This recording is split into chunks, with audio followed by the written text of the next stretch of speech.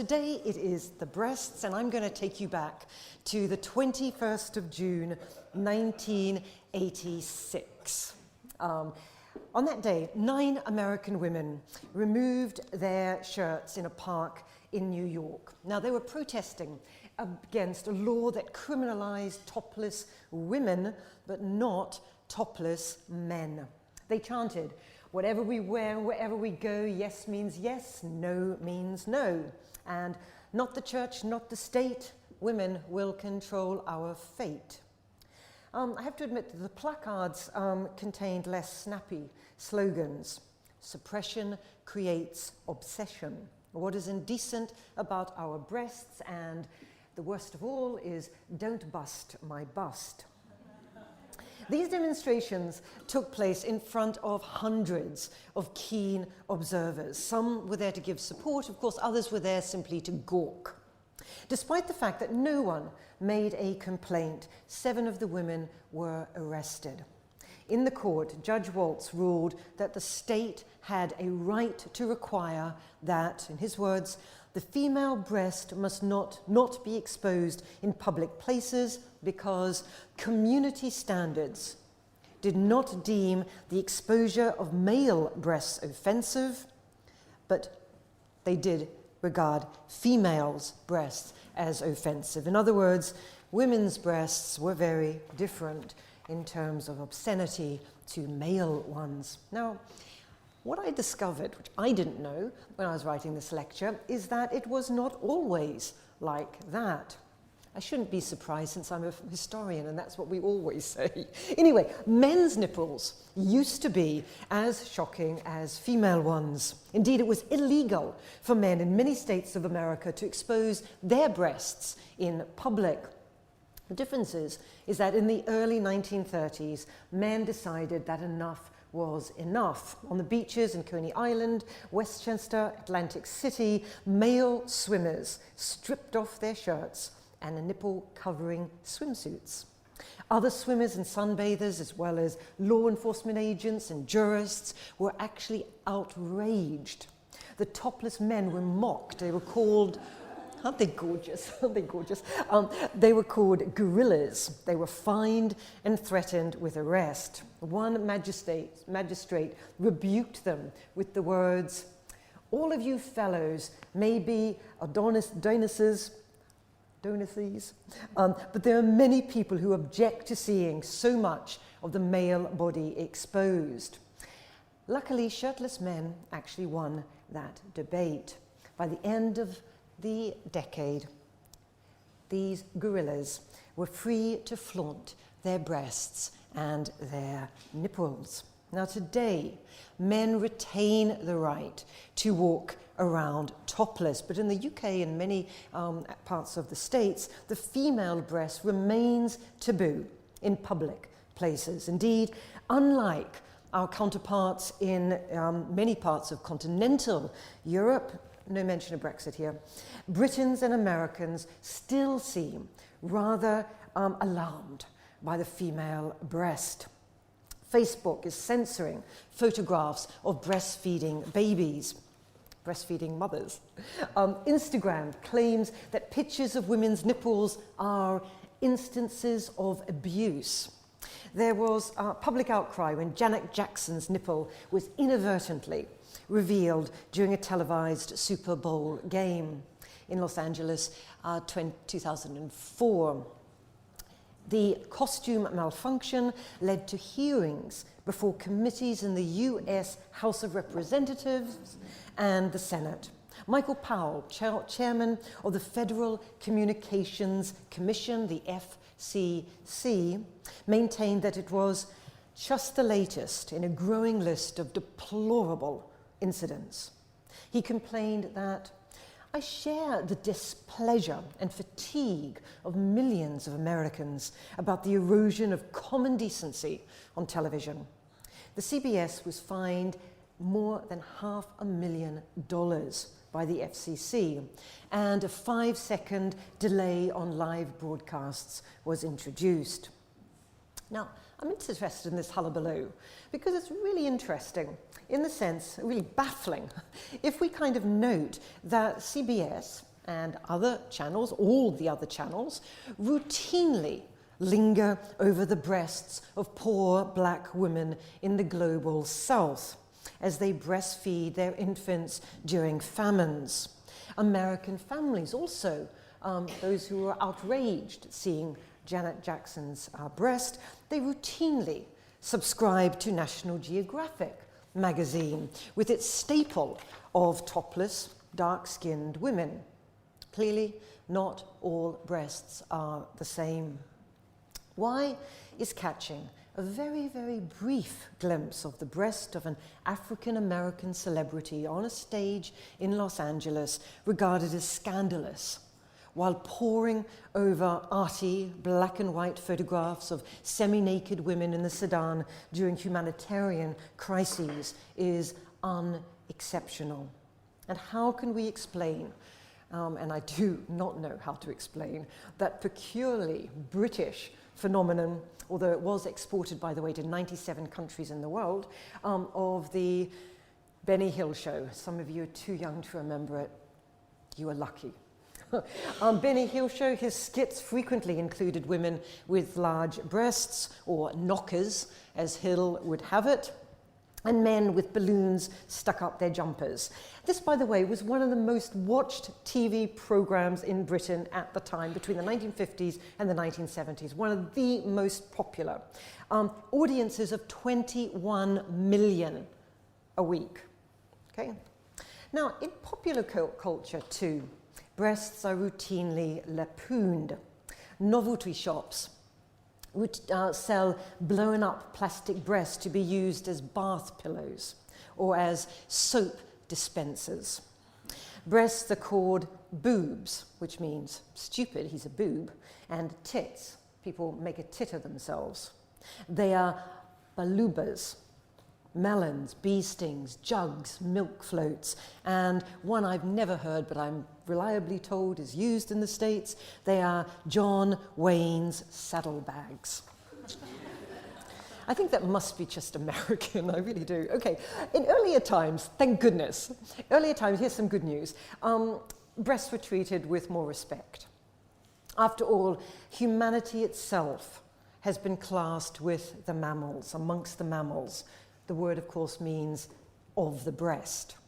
The father of biological taxonomy, 18th century biologist Carl Linnaeus, divided animals into these 6 classes. Humans were grouped with other animals who possess milk-producing mammae. Linnaeus, his taxonomical placement of humans in this category was in fact not at all inevitable. After all, I mean, it just doesn't take much to know this, milk-producing breasts is only one of the characteristics of mammals, and the mammae are, as the historian of science, Lunda Scheibinger, reminds us, they are actually only functional in half of this group of animals, in other words, females, and amongst those for relatively short periods of time, if at all, in other words, during lactation. Interestingly, Linnaeus went one step further. Humans, he maintained, were mammals. Our milk-producing breasts link us to other members of the animal kingdom. But when he set out to distinguish humans from the rest of mammals, he invented the term Homo sapiens, or man of wisdom. In other words, Linnaeus and subsequent biologists, for Linnaeus and subsequent biologists, what ties humans to the rest of the animal kingdom is feminine, but what distinguishes humans from other mammals is masculine. It's wisdom, it's intelligence. Women is an animal, man the exemplary human. Now, Carl Linnaeus, his way of thinking of the world and dividing up the world were part of a wider series of debates in the 18th century about human breasts. One of the most prominent of these scientific debates is, well, why do human men have breasts at all? There were 2 responses historically to that question. First was to point out that some men do have breasts that produce milk. I'm going to return to this point later. The second response was to, scientific response I'm talking about, was to make this link between breast milk and blood. 18th century physician aligned himself with Aristotle's argument that breast milk was concocted blood. So in other words, women secrete blood as menstrual fluid. When pregnant, this blood nurtures the fetus. When she gives birth, this blood is converted into milk, breast milk. So breast milk is concocted blood. Scheibinger explains, according to these scientists, 18th century scientists, with the onset of puberty, blood surges through the female body, causing the young women's breasts to inflate. The passion of love, also experienced at this age, causes them to inflate further. Men do not have menses, and therefore their breasts, though anatomically similar to women, never inflate. It's a sad story.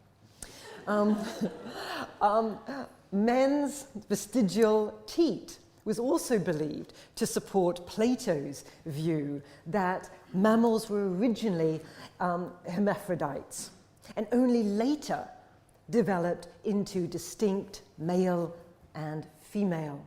This was the view of Erasmus Darwin. His grandson Charles Darwin also argued that in early evolutionary time, the breasts of male mammals had been capable of producing breast milk.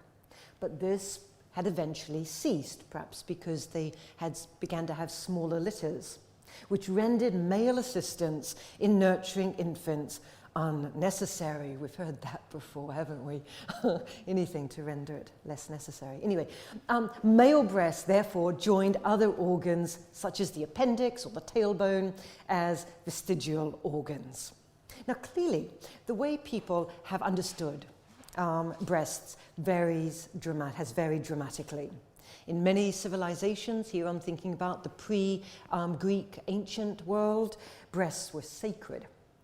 They produced sustenance, without which humanity would simply not survive. While ancient Greece revered the phallus over the breasts, the mammae organs came back into fashion between the 6th century BC and 1 century AD in both Jewish and Christian traditions. Again, this was because of their function in nurturing the future generations. It was only from the 15th century that breasts became erotic organs, became viewed as being primarily erotic organs. And by the 6th century, of course, it was even fashionable for women to wear gowns that exposed their breasts. But 18th century function, in the sense of lactation, again came to the fore, leading to a drop in both the erotic and the religious symbolism of breasts. This continued into the 19th century with its renewed interest in women as mothers.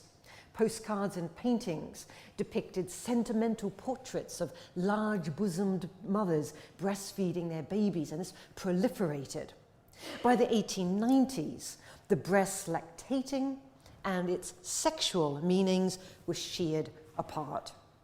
While 1920s women celebrated their sexy, relatively flat-breasted looks, pronatalist governments throughout Europe were keen to promote the more functional, lactating, breastfeeding aspects of female breasts. In all of these contexts, women's freedoms, status, autonomy were at stake. It was, after all, one thing to insist on the power of women as homemakers, or as mothers, whose breasts were the private objects of male heterosexual desire and occasionally functioned in the production of healthy infants. It was quite another thing for women to enter public life as women with breasts. Breasts have played powerful roles in female subordination. This can be illustrated by an anecdote from the original Star Wars film 1977. In her memoir, Carrie Fisher, who played Princess Leia, or Leia, by the way, in the film it's pronounced in two different ways. I'm going to stick with Leia because slightly more often in the film than Leia, but anyway. In her memoir, Carrie Fisher recalled being summoned by the director George Lucas to model what was to become Leia's iconic white dress. Lucas bluntly informed Fisher that she was not to wear a bra. Why?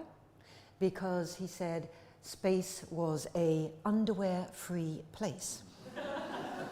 He explained that what happens is you go to space and you become weightless. But then your body expands, but your bra doesn't. So you get strangled by your own bra. It was a message that women have imbued for centuries. Being a woman with breasts means that any attempt to break into a male-dominated public culture will lead to our strangulation. When entering public life as women, breasts provide or create problems. Now, this leads us to the inequity that only male members of humanity are allowed to wander topless in public spaces. The censorship of female breasts perpetuate heterosexual men's definition of eroticism. Not only do men get to decide what is right for women, but if a woman does go topless, and if a man then is aroused by it, then she is guilty of lewd behavior. This point was made explicit by Justice Payne in his findings during the 1991 trial, very important trial, of Gwyn Jacob, who walked through the streets topless in protest of the double standard that allows men, but not women, to be topless. Justice Payne contended that it was clear to me that the female breast constitutes a very personal and responsive part of the female anatomy and is a part of the female body that is sexually stimulating to men, both by sight and touch. As a result, he judged, women's breasts were not therefore a part of the body that ought to be exposed to public view. Now, of course, the law does allow for public exposure of some women's breasts in topless bars, for example, which are largely catering to male clientele, but not the breasts that belong to male lovers or husbands. In this way, women's bodies are objectified and sexualized. The preferences of women themselves become secondary to those of heterosexual men who decide when and where female breasts can be displayed. Now, of course, eroticism of all kinds is to be celebrated, not disparaged. But as Brenda Helpe Schmeider points out in a fantastic article called "The Constitution and Societal Norms, a Modern Case for Female Breast Equality," came out in 2015, she argues, when eroticized body parts develop into the eroticization of a whole class of people, there is a danger that the class's sexuality overshadows that other aspects of that class. Heterosexual men's obsession with policing women's breasts is oppressive to the women that they profess to love. Now, there are other problems with the prohibition of female toplessness in public spaces. Obviously, it privileges the sexual fantasies of heterosexual men over that of homosexual or queer men who might in fact find male chests profoundly arousing. It also ignores female arousal in at least two ways. First, most probably, women experience their own breasts erotically.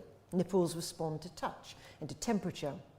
But women are only allowed to experience these sensations in the privacy of their home. Second, male chests are sexually exciting to many heterosexual women. This is not working. Oh, this is not working. It's It's not even working on the pause button. It's not working on this either. It's not working on that either. There we go. Oh, great. Thank you. Okay, there we go. Second, this is my favorite image. Male chests are sexually interesting, exciting to many heterosexual women. In one survey, this is really interesting, I thought. When young women were asked which male body part was most sexually stimulating, 51% chose the chest, 23% the penis, 17% the legs, 9% the buttocks. However, and this is interesting, when the preferences were weighed, in other words, women's first choice was given 4 points, her second choice was given 3, third point, etc. When that happens, the male chest was an outstanding winner, okay? Followed not by the penis, but by the legs. Penis equal third to buttocks. So, my point is, why shouldn't men cover up? It is true that women's arousal to men's chest does not expose men to the risk of assault or rape, which is sometimes the consequence of male arousal to female chests. But why should responsibility for men's alleged uncontrollable desires be placed on women? The message that is projected by requiring women to cover their breasts in public is that female breasts are somehow shameful. And it's another way that the law deems women's bodies to be lesser, more lewd than men's. This not only makes some women, many women, feel uncomfortable in their own bodies, but it also denies her the opportunity to know what normal breasts look like, including the vast array of sizes, shapes, weights, colours. Heterosexual women may only have ever been exposed to the unrepresentative breasts of women like Janet Jackson. Now, perfect breast shape, size and angle can be faked, of course. Breasts have been supported by whalebone or steel. They've been suspended by straps, compressed by bandages or rubber, separated by wires, ballooned by means of an inner shelf or firm elastic, and pushed each and every which way. Brassieres replaced girdles from the 1920s. By 1932, S.H. Camp and Company introduced cup sizes, A, B, C, D, which, not surprisingly, were quickly referred to as egg cup, tea cup, coffee cup, and challenge cup. Whatever a woman's size, bras make breasts appear firmer, more conspicuous, and gives them a more spherical and conical shape. The commercialization of breasts has been and is big business. Women's anxieties have been used to sell pills, exercises, massages, creams, vibrating machines, hydrotherapy, suction devices, and so on, all promising breast perfection. From the 1890s through to the 1900s, early 1900s, for example, Shears department store, promoted the Bust Developer. It was a bestseller, complete with bust food. And what one design historian called a metal object resembling a bathroom plunger. Sorry. The bust food guaranteed the finest nourishment for the bust glands, promising to create a plump, full, rounded bosom, which before was scrawny, flat, and flabby. I wouldn't buy a product that referred to any. Another company which manufactured falsies drew on metaphors from the burgeoning car industry, boasting to women that we fix flats. Surgery also promised, of course, to fix flats or to blow up the tires. From the 1980s, the American Society of Plastic and Reconstructive Surgery was propagating the idea that flat-chested women were suffering from a disease. Micromastia, also called hypomastia or hypoplasia, was depicted as a scourge on women's lives and loves. 1982, the Society could be heard arguing that the enlargement of the female breast was necessary for maintenance of health or treatment of disease. They claimed that small breasts were deformities. They were really a disease in which in most patients results in feelings of inadequacy, lack of self-confidence, distortion of body image, and a total lack of well-being due to a lack of self-perceived femininity. Only surgery could provide these patients with an improved quality of life. Now, the history of taking knives to normal breasts is bracing. It all began in Heidelberg in 1895. Vincent Czerny conducted the first cosmetic implantations when he removed a tumor from a patient's back and sewed it into her chest.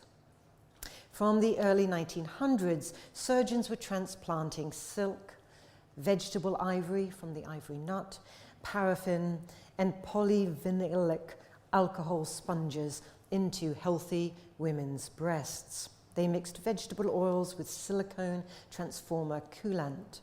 They used saline solutions. By the early 1960s, Thomas Cronin and Frank Guro were promoting the first silicone implants. They were first tried out on a dog before being implanted in 1962. Not the same ones implanted, different ones implanted into the breast of Timmy Jean Lindsay, a Texan factory worker who had come into their office simply wanting to have a tattoo removed. And she left, of course, with breast implants. Within a couple of decades, more than 1 million women had had the surgery. It's now a £1 billion industry, with fathers, lovers, husbands, and even surgeons picking out the desired shape and size. These products and practices are not without risks. Operations last between 1 and 2 hours, leaving a 2 or 3 inch scar under each breast. Implants can leak or rupture. Indeed, one survey in the 1990s showed that, in fact, leakages and ruptures occurred in 70% of implants within 10 years. They often cause scar tissue, autoimmune disorders, nerve damage, fatigue, flu-like symptoms, swelling, loss of nipple sensation, and chest pain. The fact that so many women are willing to undergo such risky procedures is a testament to the importance of breasts to the performance of femininity. It's helpful then to remind ourselves that the differential treatment of male and female breasts is not because female breasts are significantly different from male ones. At birth, the breasts of both girls and boys are the same. Both male and female breasts consist of tissue, fat deposits, pectoral muscles, and mammary glands. It's only at puberty that estrogen in women's bodies leads to the development of lobules, ducts, and stromal tissue. The breasts of both sexes have the similar number of nerve endings and degree of erectile capacity, which is why male nipples are an extremely erogenous zone and are in fact as potentially erogenous as women's ones.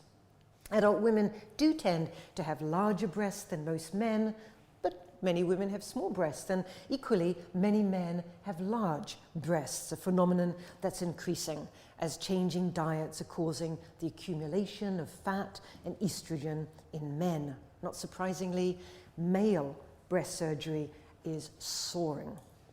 Furthermore, the ancient philosophers were not wholly wrong when they contended that some men produce breast milk. Between 30 and 60% of adolescent boys develop breasts capable of producing milk. Given the right hormones, progesterone, estrogen, oxytocin, prolactin, men can breastfeed. Liver cirrhosis, drugs, such as the antipsychotic drug Thorazine and the heart medication digoxin, and tumours that cause pituitary glands to overproduce prolactin also cause men to lactate. Starvation has a similar effect, although I don't recommend it. Even during the Second World War, for example, when prisoners of war were freed and provided with nutrition, these are men who'd been starving sometimes for years. When they were provided with nutrition, it was found that their livers were incapable of metabolizing estrogen and androgens, and their breasts began producing breast milk. However, male lactation is rare. Although it's, I have this fantasy of one day, women and men will share that domestic task. It's going to be a while. It's the ability of female breasts to lactate under certain conditions, obviously, that has generated some of the other heated debates about breasts. One of these debates is linked to the evolutionary discussions mentioned earlier. Did women evolve breasts as a result of natural or sexual selection? In other words, did the female of the species evolve breasts in order to attract men, in other words, sexual preference, or to nurture infants, in other words, natural selection? Given that no other mammal sexually selects breasts, the answer probably lies in the latter, although scientists are totally divided over this. But if function is important for the species, then why are so many people phobic when mothers respond to nature's call in public places? And nature's call, I'm not talking about having a pee, I'm talking about something much more noisy. That is nature's call, the screaming, hungry infant. 2003, a report published in the Journal of the American Dietetic Society found that 37% of Americans believe that mothers who breastfed should only do so in private places. Those, in other words, who loudly chant, "Breast is best," often whisper to themselves, "At home, please." This is strange, given the indisputable benefits of breastfeeding for both infants and mothers. Breast milk is great for immune systems. It has anti-inflammatory properties. Infants who are breastfed are less likely to develop respiratory problems, diabetes, leukemia, sudden infant death syndrome. Mothers who breastfeed have lower levels of breast and ovarian cancers, type 2 diabetes, and heart attacks. Both infants and mothers are at reduced risk of obesity. These benefits have been understood for centuries. When it was revealed that the mortality rate of infants admitted to the Dublin Foundling Hospital between 1775 and 1796 was over 99%. So in other words, of over 10,000 infants admitted to this hospital, only 45 did not die. And they were very aware of the reason. Verdict: death from want of breast milk. Two responses were wet nursing and cross nursing. We all know what wet nursing is. Cross nursing is less familiar, at least it was to me. In wet nursing, the infant is breastfed by someone who's not the infant's mother, but is usually employed by the infant's mother. Whereas cross nursing is usually done between peers. So it's often reciprocal. So I will breastfeed your baby, you will breastfeed my baby.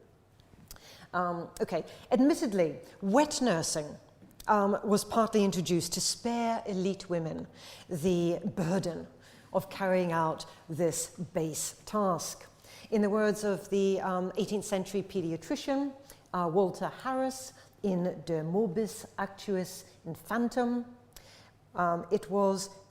wet nursing was to ensure that ladies of quality may have more time to dress, receive and pay visits, attend public shows, and spend the night at their beloved cards. Does sound good. But it did confer health benefits for lucky infants, albeit at the cost of the wet nurses themselves and their infants. The message that breast is best was undercut by the promotion of artificial infant foods from the late 19th century onwards, together with the opening up from the 1920s of other forms of employment for women, women who would otherwise have become wet nurses. The pasteurization of milk, increased knowledge about bacteria were also other factors that enhanced the popularity of artificial substitutes to breast milk. Now, breast is definitely best, but formidable barriers exist to its enactment. Stress, fear, painful nipples, illness such as HIV, drug dependence, and unease with sexual feelings can all inhibit lactation. This is not to blame women or to blame mothers.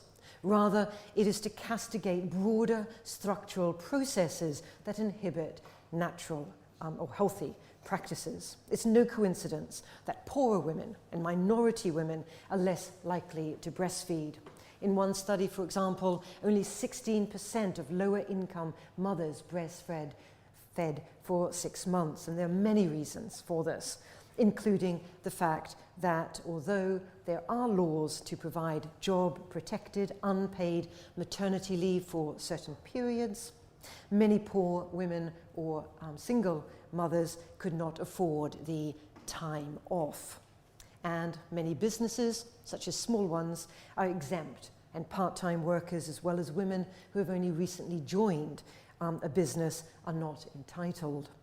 Poorer women are under financial pressure to get back to work, and they often have other children to care for. They are less likely to receive support and advice about breastfeeding. They lack access to medical knowledge about relactation, that is, how to start lactation after it's stopped. And they are, to put it bluntly, simply exhausted. Negative public attitudes to breastfeeding in public is also a strong inhibiting factor, especially when a mother seeks to respond to the infant's needs rather than stick to a fixed meal schedule. Capitalist workplaces, these are designed for male bodies, not female ones, and certainly not lactating ones. Mothers are expected to conform to the workplace rather than vice versa. As legal scholar Chantal Moulton argues, women who breastfeed are viewed as disruptive and threatening because they refuse ownership, containment, and individuality by making explicit in a material way the social, political, and economic interrelationships that are intrinsic to conception, pregnancy, birth, and child raising, as well as the production of public and private spaces. Finally, contrary to the rhetoric of some advocates of breastfeeding, breastfeeding is not free and not fun. It involves prodding, squeezing, and otherwise handling one's breasts, and is a particularly exhausting form of female labor. Clearly, women have not responded passively to these assaults on our breasts, to the denigration of breasts, to being treated differently to men, and to the propagation of mixed messages. Breast is best. Not in public, please. They protested. Feminists picketing the Miss American pageant in Atlantic City in September 1968 threw their bras in rubbish bins. Incidentally, no bras were ever burnt. They put them in bins. Allowing their breasts to hang free was a powerful symbol of protest against patriarchal values which sought to mold women into a playgirl image. Lactating mothers, wittily known as lactivists, I love that. Organised nursance, disrupting shops, restaurants, coffee bars and airlines that had treated breastfeeding women wrongly or poorly. Breasts Not Bombs is a political group who protest topless in an attempt to draw attention to the double standard relating to breasts, as well as, of course, the evils of war. Free the Nipple campaigners are similarly annoyed that women can be placed on the sex offenders register for doing what most men do on the beach. As Lina Esco, instigator of the campaign, the Free the Nipple campaign, asked, "The boob or nipple, it's the first thing you see when you're born. It's the thing you depend on. It's the thing that nourishes us. At what point did it become obscene?" Similar initiatives include Go Topless, Top Free Rights Association, Terra, and I love that, Terra, and my favourite, the Outdoor Co-Ed Topless Pulp Fiction Appreciation Society, where topless women read fiction, pulp fiction, in public places in New York, where female toplessness is legal. Typical protests include chants of "Free your breasts, free your minds," and a song, which I'm not going to sing, you'll be pleased to hear, and a song, "Let 'Em Breathe," to the tune of Beatles' "Let It Be." To conclude, legal restrictions on the public exposure of female breasts perpetuate harmful prejudices about women's role in society.